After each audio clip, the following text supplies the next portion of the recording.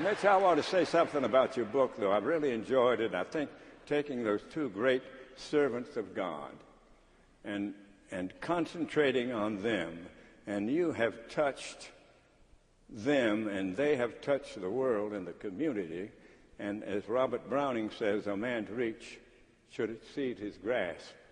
Well, what's the heaven for? And you've reached out, and I want to congratulate the way that you have reached out, because you have found what a heaven is for. Thank you, Ernie. That means quite a bit. Thank you. Thank you so much, Ernie. Thank you.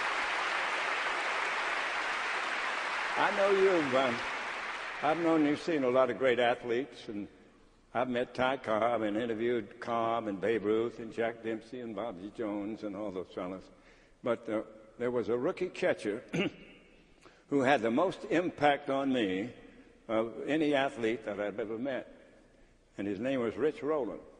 The Tigers brought him up, I think, in 1990 from Toledo in September, about this time of year. And he was just a journeyman catcher. And I found out that he was a lumberjack out in those great forest redwoods and the sequoias in California. Mm-hmm. And I said, well, Rich, those great trees that reach up so high in the sky, they must have a deep root structure. And he said, no, Ernie, you're wrong. Their roots are rather shallow. And I said, well, how can they withstand those storms that roar through the Northwest? He says, that's easy. They reach out. The roots of one tree reach to the next. They connect, and the next one connects, and they form a network where they can withstand the storms that hit those trees, and they live 300 years, 400 years. So that was a great lesson in that, isn't there? Yeah. Mm-hmm. And that's how people should be able to live too, isn't it? Absolutely. Yeah.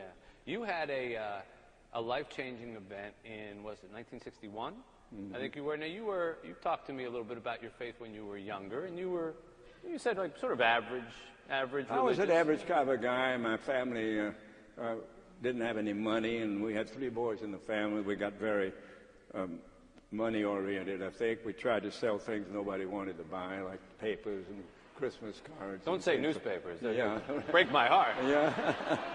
And, well, at that time, they didn't want to buy. Yeah. Nothing's changed, by the way. But. So what happened was that I began to get success-oriented, and I thought, well, I can get fulfillment by getting my name in the sporting news. So at the age of 16, I wrote the sporting news, and they gave me the job as correspondent. And then I got on the Atlanta Constitution, and then I got on radio, and none of those things fulfilled me.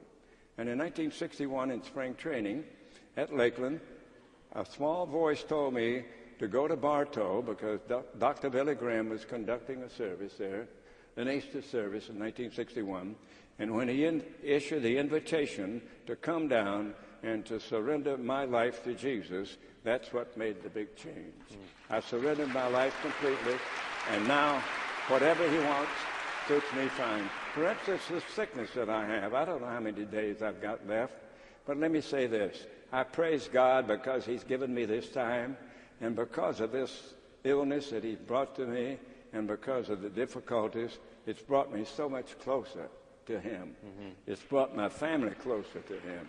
And it's a great blessing that he has given to me that in my final days, I can really know where I'm going, whose arms I'm going to end up in, and what a great, great thing heaven's going to be.